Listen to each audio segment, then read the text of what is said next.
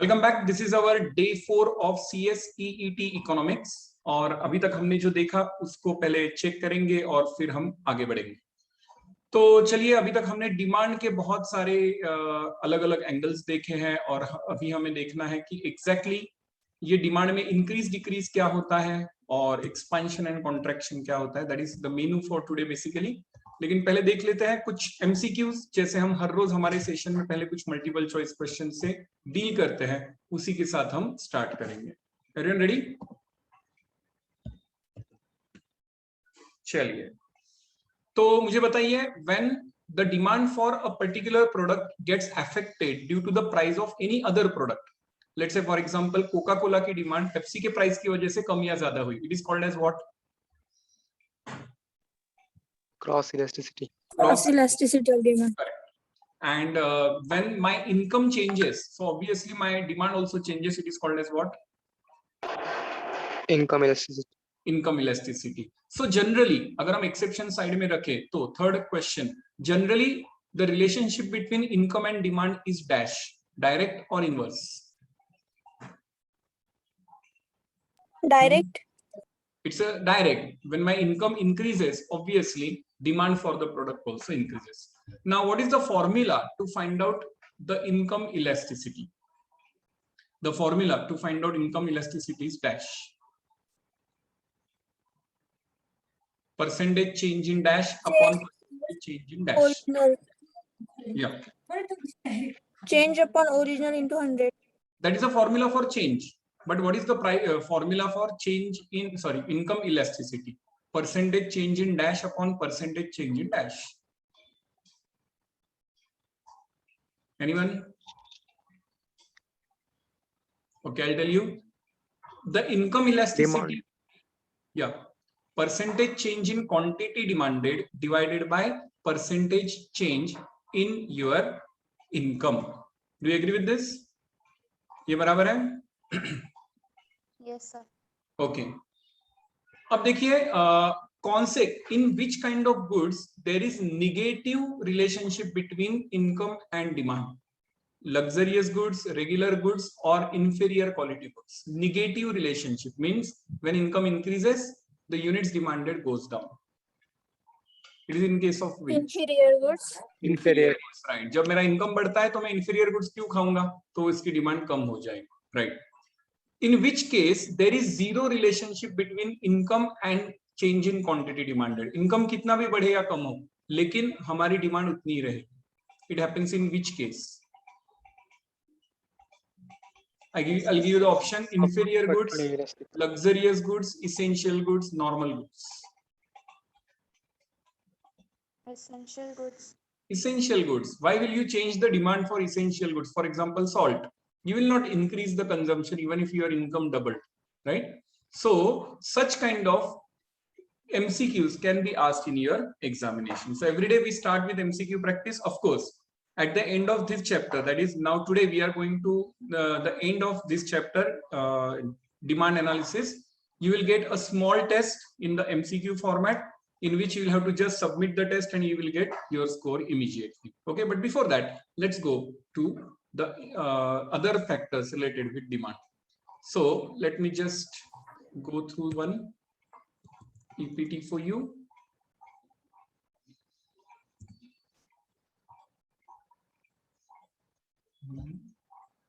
Yes, so here it comes.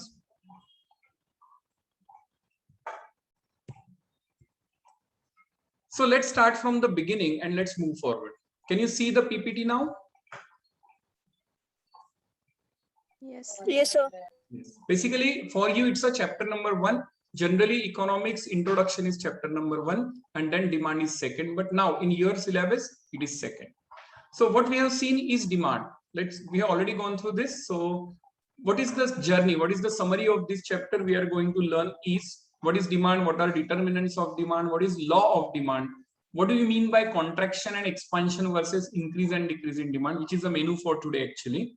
Elasticity of demand, then price elasticity, income and cross, we have already gone through it. So let's see For demand, we need to have the first condition, willingness or desire. You must have willingness or desire to purchase something. Second is your ability to pay. You must be able, you must have that much amount, and willingness to pay as on that date. So you have the amount, you wish to purchase a car, but today I don't want to go for a car. Maybe my choice is to invest it in mutual fund. Then only the wish or the willingness will be converted into demand.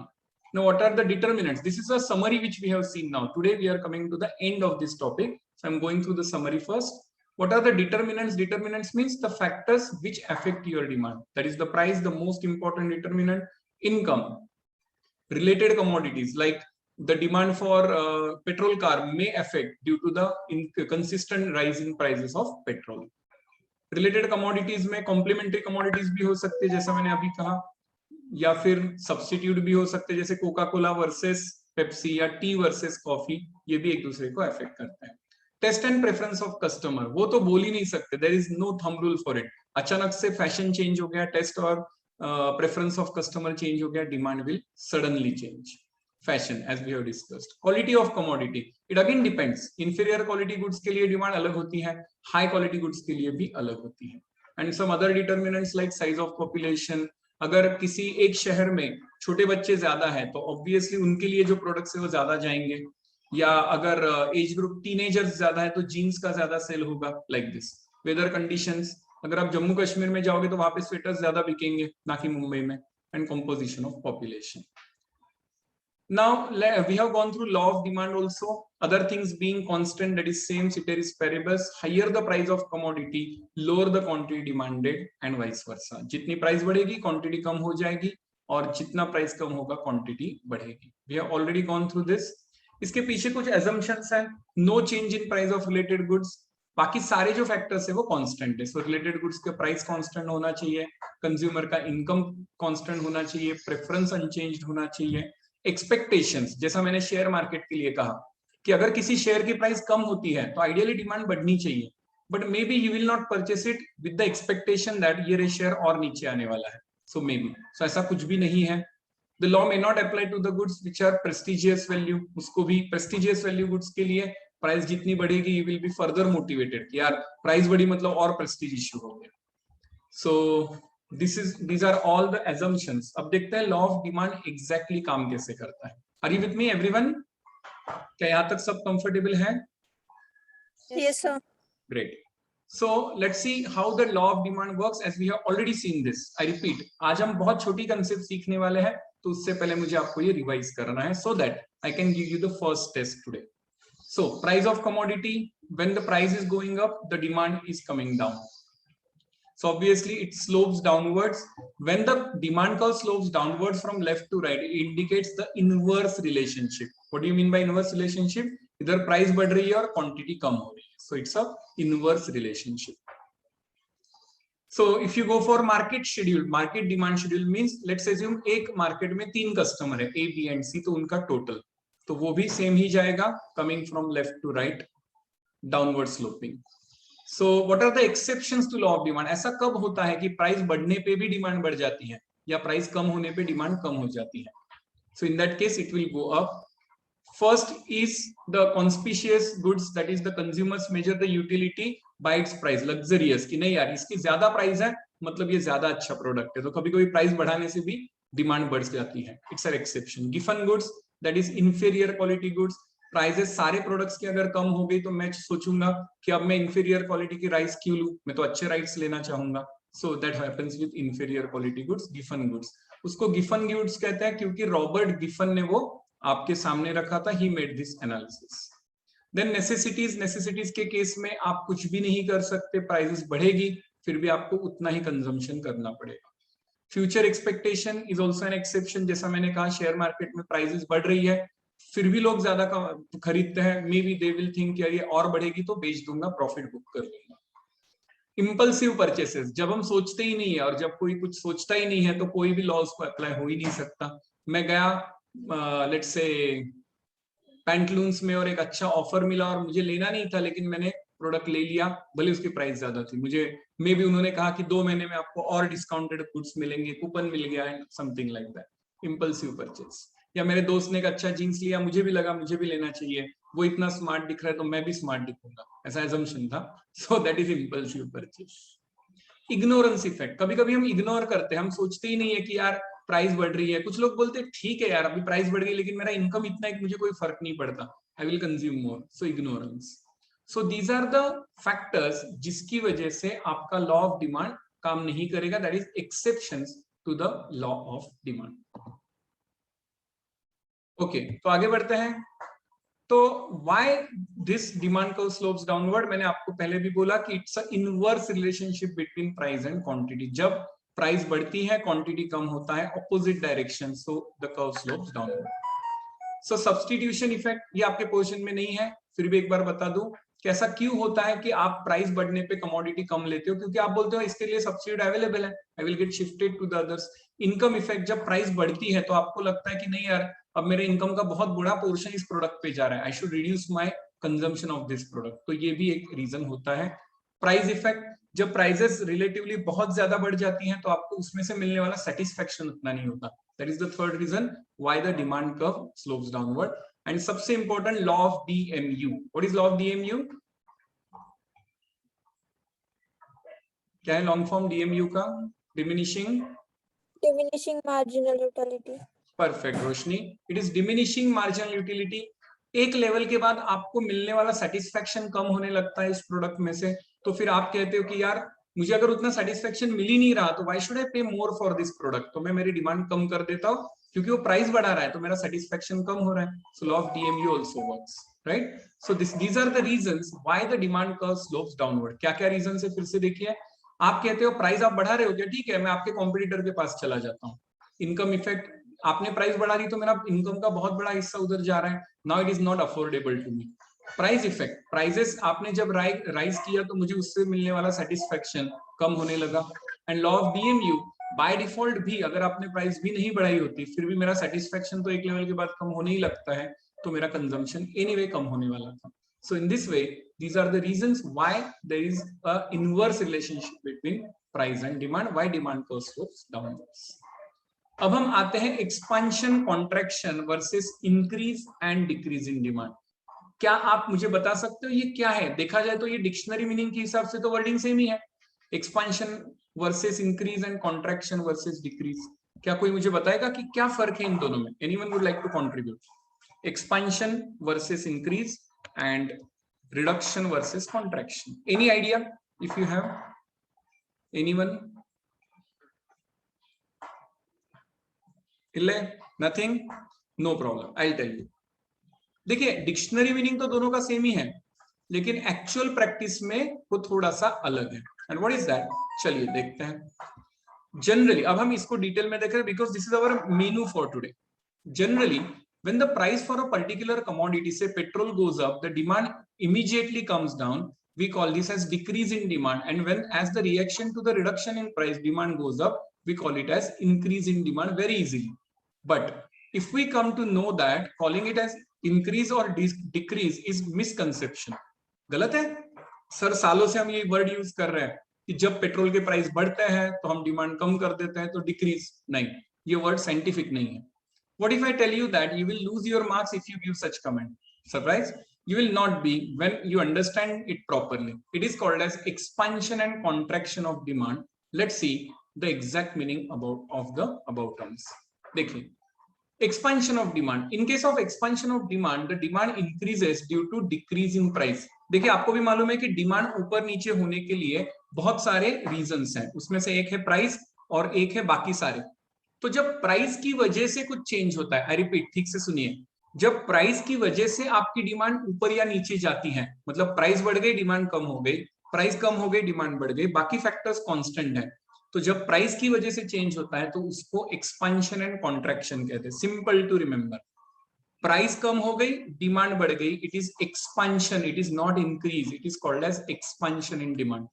Price बढ़ गई demand कम हो गई, it is called as contraction of demand. चलिए देखते हैं. In case of expansion in demand, the demand increases due to decrease in price. In very simple words, the price determinant is applicable to expansion of demand.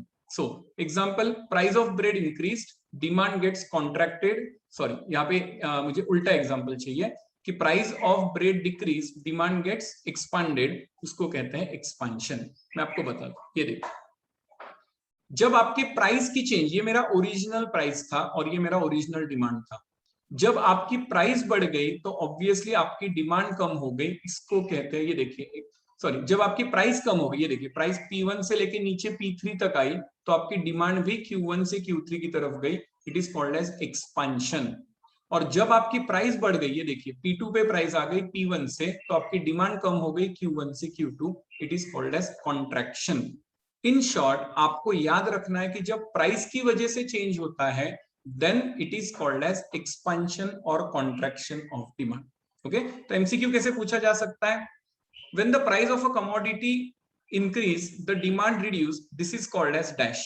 आपको option आएगा decrease versus contraction. So answer is contraction क्योंकि price की वजह से हुआ. If the prices reduced and demand went up, it is called as expansion. तो आपको इतना याद रखना है. तो ये हो गया आपका contraction and expansion on the same graph. अब हम बात करते हैं increase and decrease in demand. अभी आपको समझ में आ गया होगा, अब प्राइस कांस्टेंट है लेकिन बाकी के फैक्टर्स की वजह से डिमांड चेंज हो रही है, जैसे कि rise in price of substitute, आपका जो सब्स्टिट्यूट है उसकी प्राइस बढ़ गई तो लोग आपकी तरफ शिफ्ट हो गए, मतलब कोका कोला की प्राइस बढ़ गई, पेप्सी की डिमांड बढ़ गई।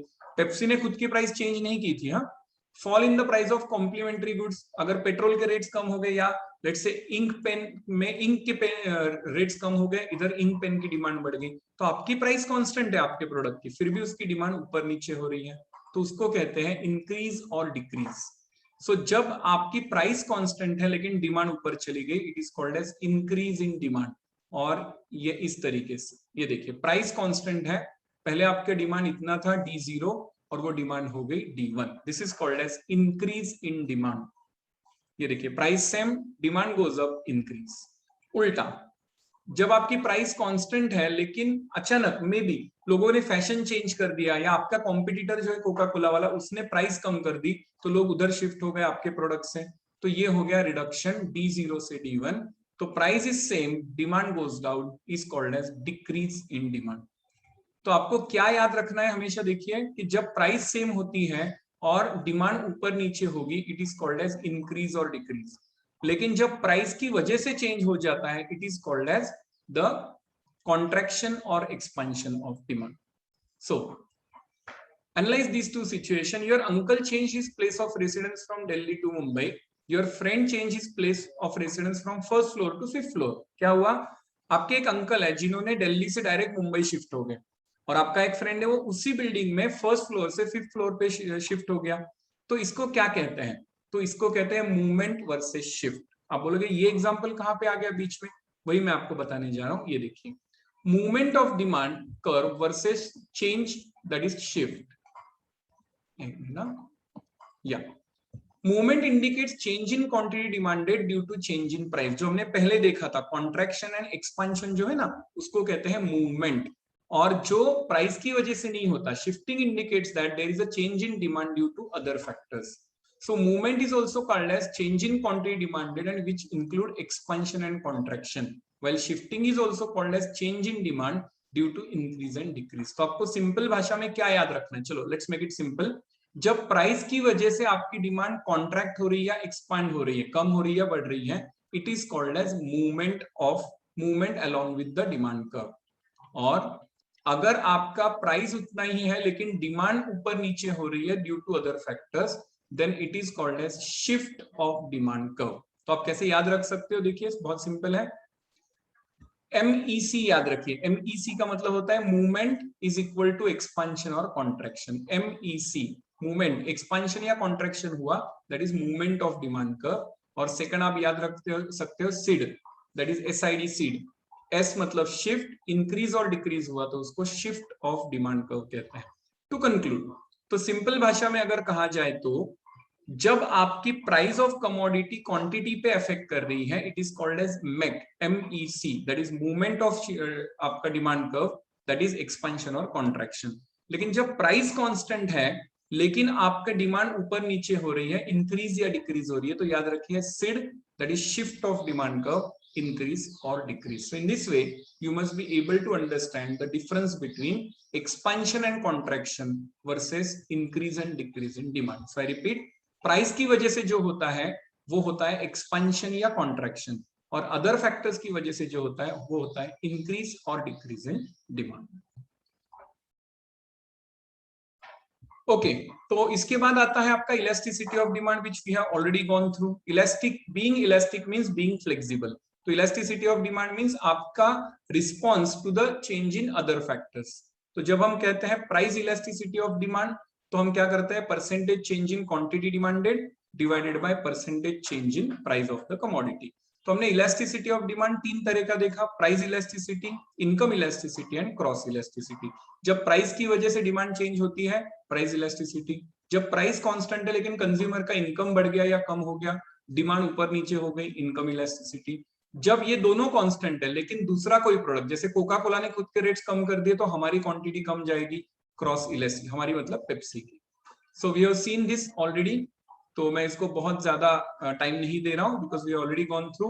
जब हम प्राइस इलास्टिसिटी की बात करते हैं तो percentage change in quantity demanded upon percentage change in price of the commodity. तो ये हमने देखा परफेक्टली इलास्टिक, मतलब कुछ भी हो जाए, आपका प्राइस कांस्टेंट है लेकिन फिर भी हमारी डिमांड बढ़ रही है, परफेक्टली इलास्टिक डिमांड। उसके बाद हमने देखा रिलेटिवली इलास्टिक, मतलब प्राइस में 10% चेंज हुआ लेकिन क्वांटिटी डायरेक्ट 40% 50% चेंज हो गई, change in quantity is more than change in price. उसके बाद हमने देखा यूनिट इलास्टिक, मतलब जितना चेंज इन प्राइस हुआ उतना ही एग्जैक्टली चेंज इन क्वांटिटी हुआ। उसके बाद हमने देखा कि प्रोपोर्शनेट चेंज नहीं हुआ, मतलब प्राइस बहुत चेंज हो गई लेकिन डिमांड आप उतनी चेंज नहीं कर रहे हो। जैसे प्राइस बहुत कम हो गई फिर भी सॉल्ट का कंजम्पशन थोड़ा इधर उधर, सॉल्ट का तो कुछ भी चेंज नहीं होगा। लेट्स से पिज्जा, आप ज्यादा पिज्जा प्रीफर नहीं करते हो तो प्राइस बहुत भी कम हो गया, आपने 2 पिज्जा की जगह तीसरा पिज्जा ले लिया, बस, नथिंग मोर देन दैट।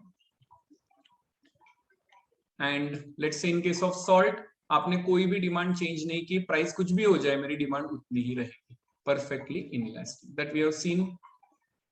उसके बाद हमने, अब ये पार्ट आपके पार्ट में नहीं है, आर्क एंड पॉइंट इलास्टिसिटी। तो इनकम इलास्टिसिटी हमने देखा, जब आपका इनकम बढ़ता है तब कंजम्पशन भी बढ़ता है, पॉजिटिव। निगेटिव मतलब इनकम बढ़ता है फिर कंजम्पशन कम हो जाता है, जो हमने देखा इंफीरियर क्वालिटी गुड्स। और इनकम में चेंज कितना भी हो जाए लेकिन हम इनकम कंजम्पशन चेंज नहीं करेंगे, नेसेसिटीज उसमें कोई चेंज नहीं हो सकता, that we have already seen. And last is cross elasticity, percentage change in quantity demanded of your product divided by percentage change in price of any other product। Coca Cola ने 20% से price reduce कर दी और Pepsi की demand 20% से बढ़ गई, इसको कहते हैं cross elasticity. So these are all the factors we have seen in demand analysis. आज का हमारा मेन फैक्टर जो था वो था contraction and expansion versus increase and decrease. बाकी सब हमने ऑलरेडी देख चुके हैं पहले 3 सेशंस में। जिन्होंने पहले 3 सेशन में से कोई अटेंड नहीं किया है या नहीं देखा है, आपके लिए यूट्यूब पे अवेलेबल है, आप जरूर देखिए, so that it will be covered. So repeat, जब प्राइस में चेंज होता है उसकी वजह से डिमांड ऊपर जाएगी, इट इज मतलब प्राइस कम हुई डिमांड ऊपर गया, एक्सपेंशन। प्राइस बढ़ गई डिमांड कम हो गया, contraction. Price is constant, still demand is going up, increase. Price is constant, still demand is going down, it is decrease. So in this way, we have seen this total chapter of demand analysis, right from definition of demand up to its elasticity. We have gone through all the concepts of demand analysis. So I wish कि ये आपको revision के लिए videos available रहे, आप बहुत अच्छा perform इसमें करें और सबसे ज्यादा स्कोर आपका CA/CET का इकोनॉमिक्स में ही होना चाहिए। That is what I said. मेरा काम है कि इकोनॉमिक्स की कंसेप्ट और इंटरेस्टिंग करना, और आपको उसमें जब इंटरेस्ट आएगा तो आपका परफॉर्मेंस भी जबरदस्त आएगा। तो अभी आपके लिए टेस्ट आ जाएगी, वो टेस्ट आप दोगे तो आपको पता चल जाएगा कि आपको कितना समझ में आया, कहाँ पे कंफ्यूजन है, everything will be solved over there. Thank you for this session, bye.